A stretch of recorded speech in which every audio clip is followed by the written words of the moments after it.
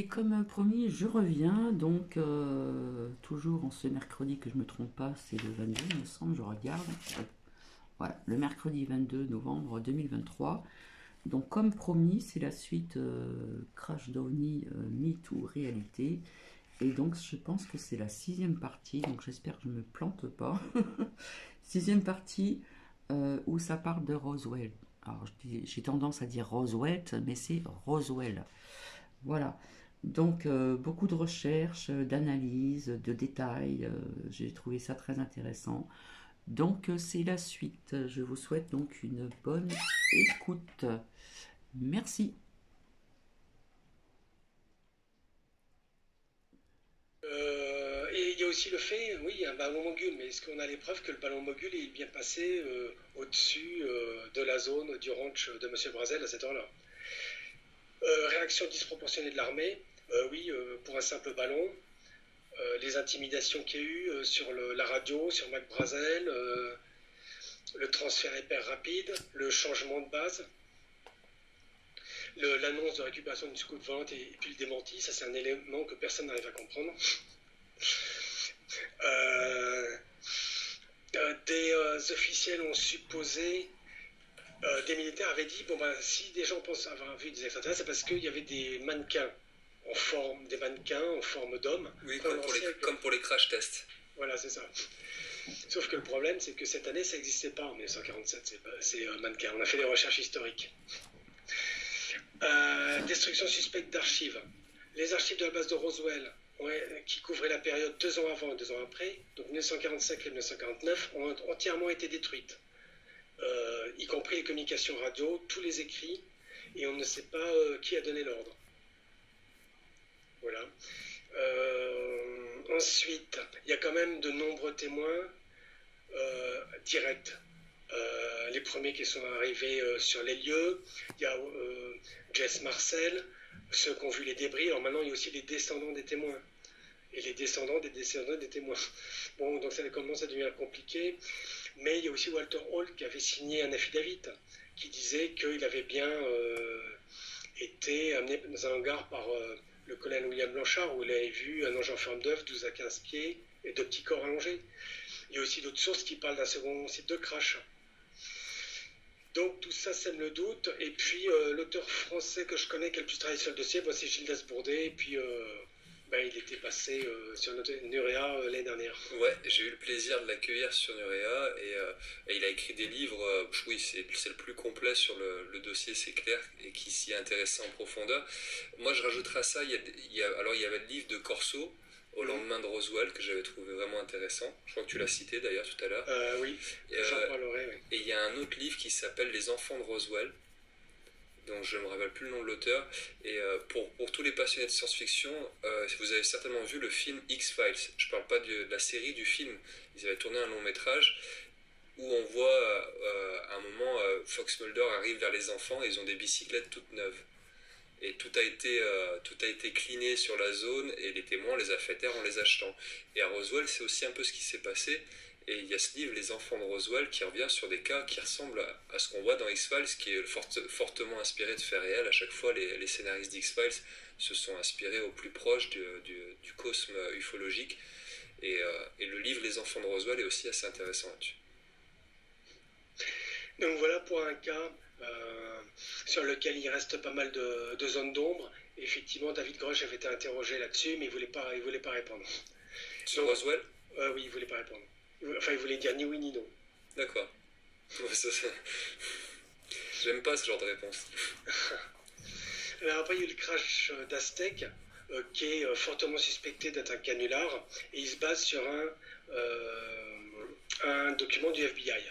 Attention aux documents de la CIA ou du FBI, parce que certains sont des véritables sources militaires, comme ceux qui parlent de survol de bases nucléaires, et d'autres sont parfois des théories faites par de ces mémos, ou sont juste des archives de presse.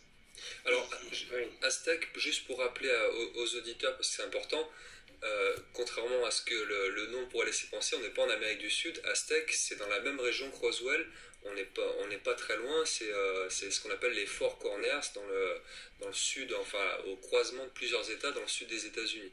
Donc on est vraiment dans la même zone que Roswell à 1 an d'écart. Voilà pour la géographie. Et donc là, ce mémo nous dit qu'ils ont récupéré 3 disques volants de 50 pieds et 3 corps de 90 cm portant des vêtements. Je passe à la page suivante où là, j'ai pris un article de Slate du journal 7 qui résume un peu bien la situation. Donc, le mémo de Guy Hôtel est bien effectivement véridique, mais ça serait établi sur la base d'un informateur qui s'est fait le relais de deux personnes qui qualifient d'escrocs, Newton et Joe Bauer, qui seraient des vendeurs de gadgets de pétrole, sans détecter le pétrole. Tiens, ça me rappelle l'affaire des avions renifleurs de pétrole en France. Je vous laisserai regarder ça, de gaz dans les sous-sols, etc., qui ont été aspirés par les technologies extraterrestres. Et après, il y a eu des démentis dans la presse, comme ici, les articles. Et on cite aussi Frank Scully, qui aurait contribué à la médiatisation de cette affaire. Même si je sais que certains pensent qu'il y a quand même un fond de vérité, mais si c'est le cas et s'ils veulent reprendre l'étude, il faudra trouver un contre-argument à ces éléments-là. Enfin voilà, on en est pour Aztec. On avait fait une émission avec Jean Librero sur Nurea TV sur le cas Aztec, donc pareil, si vous voulez voir un peu plus en profondeur ce cas-là, vous retrouvez ça dans les archives Nurea sur le site, dans la rubrique UFO toujours, le cas Aztec. Il est assez troublant, il n'est pas aussi épais que celui de Roswell ou d'autres qu'on a pu voir ce soir, mais je ne mettrai pas tout de suite au placard celui-là, mais je resterai prudent. Voilà, je rebondis sur ce que tu dis, parce que souvent on cite des cas là, et on voit qu'on a déjà fait une émission sur Nurea TV rien que sur ces cas. Donc ça veut dire que c'est pour vous montrer la masse du dossier. Donc on a 300 affaires, et à chaque fois chacune pourrait faire l'émission. C'est ça. Là aujourd'hui le but c'était d'avoir une vue d'ensemble avec quelques échantillons pour voir ce que ça représentait les crash ovnis dans l'histoire de l'ufologie. Parce que souvent je pense... Moi, quand on a parlé de cette émission, j'avais en tête que les passionnés d'ufologie, qui comme moi, ont quelques infos, ne savent pas forcément qu'il y a plus de 150 crashs référencés, voire même 300. On reste sur les grands cas et on se dit, oh, il y a peut-être eu une dizaine de cas référencés, et c'est beaucoup plus si on s'en rend compte ce soir. Voilà, puis on passe de l'un à l'autre, hein, celui qui paraît solide, celui qui est plus ou moins considéré comme un canular, ou d'autres qui n'a pas assez d'éléments. Et là, je passe au crash de Kecksburg, qui lui fait partie des cas vraiment énigmatiques. L'histoire, c'est que le 9 décembre 1965, on avait une boule de feu qui a traversé le ciel. Elle est observée par des milliers de témoins dans différents États américains et canadiens, elle-même suivie par des avions. Il y a des bandes soniques sur sa trajectoire, et après on arrive à un point final où elle va s'écraser dans une forêt de Pennsylvanie à Kecksburg. Certains témoins, et là j'ai cité les noms de 2, mais il y en a d'autres, se sont directement rendus sur les lieux de l'impact. Et ils auraient vu un objet conique, cuivré, avec des inscriptions ressemblant à des hiéroglyphes. Je dis bien ressemblant parce qu'il y a même quelqu'un qui savait les lire et qui disait que c'était pas tout à fait ça. On en a une représentation qui était faite pour l'émission Unsolved Mystery en bas à droite. D'accord. Et il y a même des témoins qui sont fait expulser de la zone parce que des militaires et des pompiers. Et il y en a un qui affirme, comme c'est à droite là, qu'il a vu un camion transportant l'objet bâché et qui a quitté la forêt. Et il le décrit là-dessus. Ils l'ont emmené, je traduis, ils l'ont emmené en dehors des bois. Et j'ai vu beaucoup de camions de l'armée comme celui-là avec une étoile blanche sur le côté. Je m'en souviens très clairement. Je pourrais jurer sur la Bible ou me soumettre au détecteur de mensonges. Jérémy Betters. Donc on a des témoins proches des événements et tout de suite les sources disent que c'est un météore. Une hypothèse qui a été formulée à l'époque, mais qui a été plus tard déniée en raison de la vitesse de l'objet anormalement lente et on n'a pas de preuves. Sachant qu'à l'époque déjà, on pouvait savoir quand il y avait un météore, il y avait des principes de suivi du spatial. Alors après, on a dit que c'était un satellite russe, mais manque de chance, il y avait bien un satellite russe qui est tombé, mais quelques heures avant l'incident de Kingsburg. Mais dans la même zone? Non, au Canada. D'accord. Après, il y a Leslie Kean, qui est bien connu dans le monde de l'ufologie et qui, avec John Podesta, un conseiller politique, avait déposé une demande en justice, FOIA, pour forcer la NASA notamment à publier ce qu'elle avait à ce propos. Donc la justice leur donne raison et la NASA répond que ça semblait être les fragments d'un satellite russe. Donc cette hypothèse ne colle pas puisqu'elle avait déjà été démentie par le NORAD. Mais le problème est que la NASA dit que le rapport des experts qui ont étudié la question n'existe plus puisqu'ils ont été perdus ou détruits. Donc c'est vrai que la NASA a des fois un problème avec ses archives. Par exemple, elle a perdu les archives, les films originaux de l'alunissage d'Apollo 11. Ça nous arrive tous de perdre des albums de famille, là. Donc, la deux anomalies dans l'interprétation de la NASA, qu'elle attribue ça donc à un météore, à un satellite russe, et puis après qu'elle ait perdu ses dossiers. Il y a une troisième hypothèse qui était celle d'un projet secret américain, GeoMark II, mais après, des chercheurs ont récupéré la photo de ce projet et l'ont montré aux témoins, qui ont dit non, c'est absolument pas ça qu'on a vu. D'accord. Pour ce qui est du cas d'un satellite russe, est-ce qu'on peut définitivement écarter l'hypothèse russe? Il y avait eu...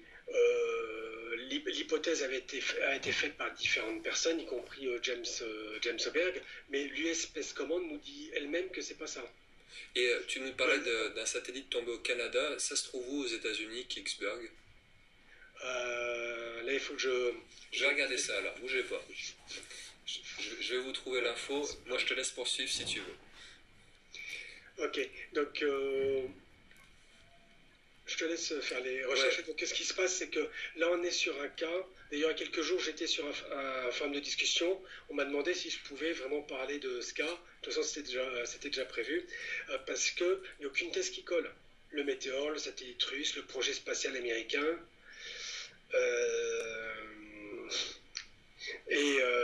Donc, on se demande ce qui est tombé, surtout les descriptions des témoins. Et là, ça illustre, bien sûr, tout le monde des preuves, mais ça illustre le niveau de preuve qu'un témoin peut avoir, une enquête ufologique. Déjà, seuls les témoins qui seraient sur place et qui auraient pu s'approcher. Mais vous considérez bien qu'un témoin ne va pas prendre sa voiture pour aller poursuivre le camion militaire avec l'objet énigmatique et rentrer dans la base, soulever la bâche pour aller voir ce qu'il y a dessous. Ouais. Ou les piquer des... Il y a que si Mulder, dans X-Files, il fait ça. Mais oui, certains vont le faire. Alors, j'ai regardé... Kingsburg, c'est en Pennsylvanie, donc on est au nord, vers New York, donc on n'est pas très loin de la frontière canadienne. C'est pour ça que je posais la question. Le doute subsiste, est-ce que ce satellite russe s'est vraiment crashé au Canada et à Kingsburg on est sur autre chose, ou est-ce qu'il y a eu méprise géographique? La question reste ouverte. Donc voilà, ça vous donne l'exemple d'un dossier bien étayé. Il y a en Russie maintenant. Alors je précise, tant qu'on est là aux États-Unis, là on est en Russie, évidemment les gens qui peuvent enquêter là-dessus, c'est surtout les ufologues qui sont proches. Oui.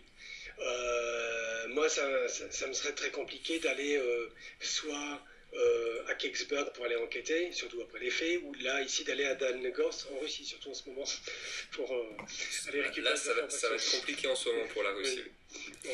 Donc alors, là, on est à Dannelgorsk en 86. Là, c'est des affaires qui sont documentées par différentes sources et qui se recoupent. J'ai cité Les Mystères de Russie, par exemple, qui est un YouTuber, Boris Volkov, qui fait aussi des études de cas d'OVNI avec des reconstitutions, et là qui nous montre bien la situation. Il a pris un visuel réel de la colline, il a rajouté dessus la lumière. C'est à peu près ça qu'ont vu les témoins, une lumière rougeâtre qui vole parallèlement au sol, au-dessus des collines, qui font 611 mètres, qui semblent se cracher silencieusement, et sur place des enquêteurs de l'Académie des sciences. Il faut savoir qu'à cette époque-là, il y avait déjà des membres de l'Académie des sciences qui travaillaient sur les phénomènes aérospatiaux inexpliqués, donc qui vont aller sur place et qui vont voir une zone calcinée, ici représentée, et qui vont récupérer des échantillons. Et ici, c'est la véritable photo des échantillons qu'on a en bas. Très bizarre, il y en a qui ressemblent à des boules, parfois avec des perles, des billes, des formes de mailles. Et donc, ils vont les soumettre à différents laboratoires de haut niveau, c'est-à-dire quasiment des laboratoires d'État. Et là, on va trouver différentes anomalies qui va être difficile d'expliquer, hein, parce que là, ça relève de la chimie, minéralogie, concernant les quantités importantes de produits. Alors, ce qu'on peut noter, c'est que les maillages ont résisté à la dissolution des acides forts et solvants, et à la température aussi. Il y a une concentration en or très largement supérieure à celle de l'or de la région, et sur certains objets, l'or semblait être un petit filin qui entourait l'objet. Donc ça veut dire que c'est une fabrication. Et le plus curieux, c'est qu'il y a eu des transmutations en préchauffage, de la silice magnétisée. Alors, il expliquait dans le documentaire que c'est anormal, on peut pas, c'est absolument normal de magnétiser de la silice. Dans les faits les plus étranges, il y a des gens qui disent qu'ils ont filmé sur les lieux, mais quand ils regardent les films, il n'y a rien sur la caméra ou c'est noir. Il y a des étranges modifications de composition de sang. Alors là, ça commence à devenir étrange, il faudrait vraiment vérifier les faits. Et puis, des histoires d'ovnis qui auraient suivi cette affaire. En gros, l'hypothèse, c'est qu'on ait eu le crash d'une petite sonde extraterrestre sans habitants et que plus tard, il y aurait eu ses collègues qui seraient venus sur place. Concernant les faits, on est loin pour vérifier, il y a un problème de langue, mais si on fait des vérifications successives, ce que j'appelle en cercle primaire, secondaire et tertiaire, le cercle primaire, c'est vraiment tout ce qu'on peut trouver rapidement sur Internet. C'est que secondaire, là, on va regarder ce que les auteurs, comme ici celui que je cite Paulston Hill, ont fait. Et puis les documentaires en russe qu'on traduit, là on arrive à des sources plus intéressantes à tel point qu'on appelle le Roswell russe. Voilà un peu une revue rapide de... Après, en plus de Roswell, là, je ne sais pas si les fragments sont encore disponibles ou si aujourd'hui ils ont été accaparés par diverses officines gouvernementales. Mais là, on a des éléments qui ont été étudiés en laboratoire, contrairement à Roswell, avec des anomalies. Parlons pas forcément encore d'extraterrestres, la conclusion elle est pas encore là, mais il y a des anomalies qui mettent le doigt sur ce dossier. Ah oui. Intéressant. Daniel Gorsk, un sujet... va falloir qu'on fasse une émission rien que sur ce sujet-là un jour. Ah oui, faudra trouver du monde qui le connaît. C'est ça, trouver un ufologue spécialisé là aussi. Il va falloir aller chercher loin, parce que moi j'ai réussi, en cercle tertiaire, à récupérer des documentaires russes et de ces histoires-là. Il y a des sources sur la Pravda ou d'autres journaux, mais attention à la Pravda, parce que c'est pas très fiable. Mais il y a quelque chose à faire sur ce cas. Je vais bosser mon russe et on en reparle bientôt sur Nurea. Alors, retour aux USA, et cette fois-ci, pour un cas plus spectaculaire, il s'agirait carrément d'un guet-apens que des militaires américains auraient tendu à des ovnis qui passaient régulièrement dans le secteur pour essayer de les récupérer. Alors d'abord les sources, il y avait une organisation locale qui s'appelle UFON, Long Island UFO Network, qui est Leonard Stringfield, qui est un des rares auteurs avec un autre qui effectivement travaillait sur plusieurs crashs présumés. Et puis après, il y a le scientifique James en France. Alors James, il intervient à OVNI Languedoc, où il fait des conférences. Donc il y a celle-ci qui peut être retrouvée sur YouTube sur la bataille de Maurice Bay, et qui résume bien les informations. Et c'est James qui a contribué donc à présenter ces informations en France.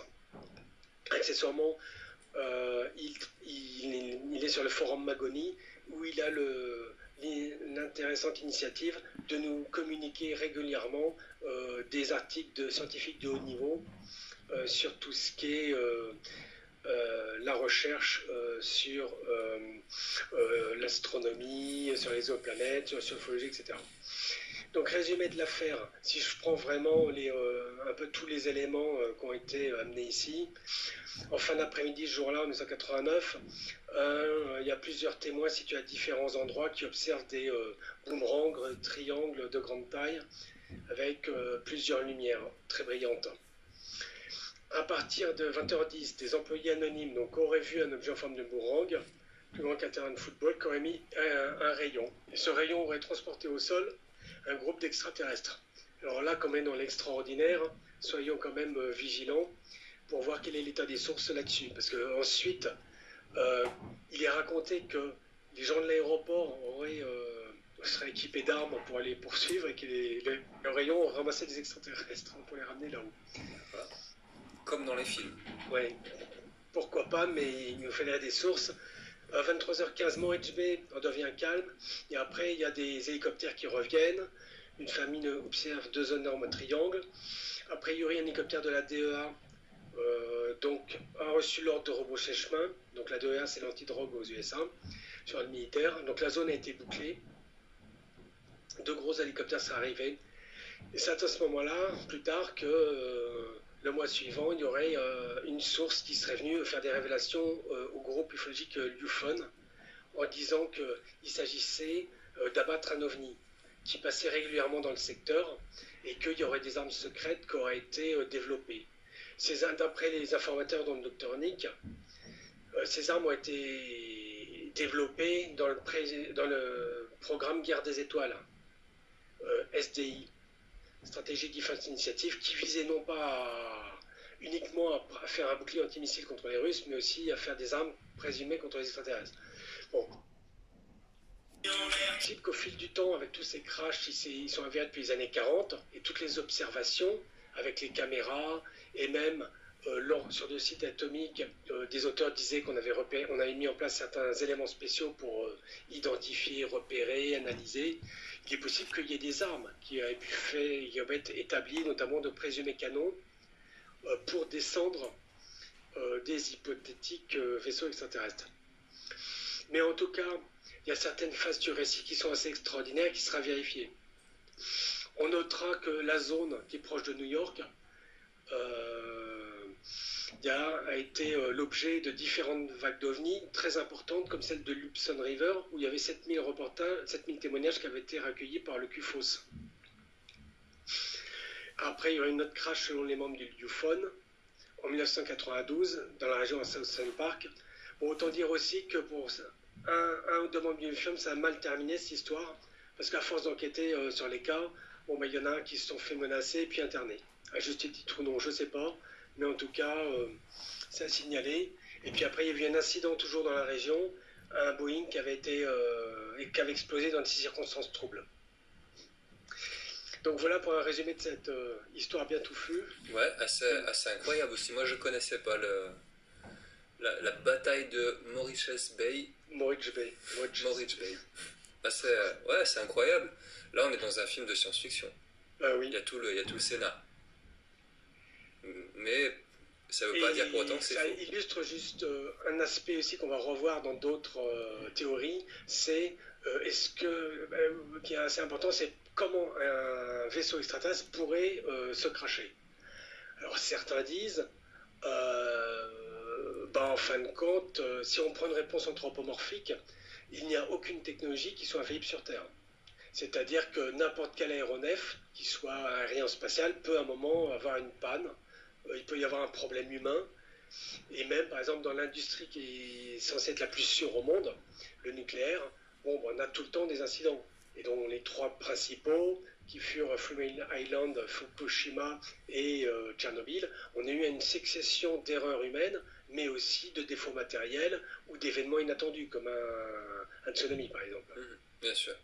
Donc, de par cette idée, même une intelligence artificielle, je pense, pourrait avoir des bugs.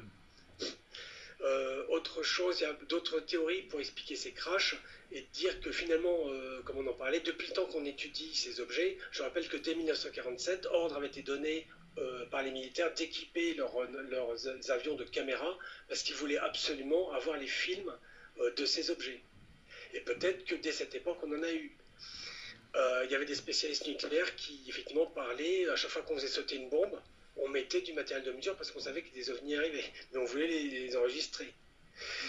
Dans le cas du Nimitz, il y a un radariste qui dit qu'en fin de compte, les données qu'on nous a soutirées sur le Nimitz, le film, c'était pourtant encore 2004, eh bien, il comprenait, il était très important parce qu'il était tellement précis qu'il comprenait la densité, la vitesse, les accélérations, l'infrarouge, les émissions électromagnétiques. Donc ce qui fait qu'au bout d'un moment, on peut deviner plus ou moins quel est le type de propulsion. Et d'ailleurs, certains scientifiques, ça ne circule pas sur le public, mais disent qu'ils l'ont identifié. Ils savent la technologie qui permet à ces engins de se mouvoir. Oui. Donc après, c'est lié effectivement à l'antigravité. Après, il y a des lignes d'espace-temps. Mais il y a aussi des émissions électromagnétiques avec des variations selon le comportement des ovnis.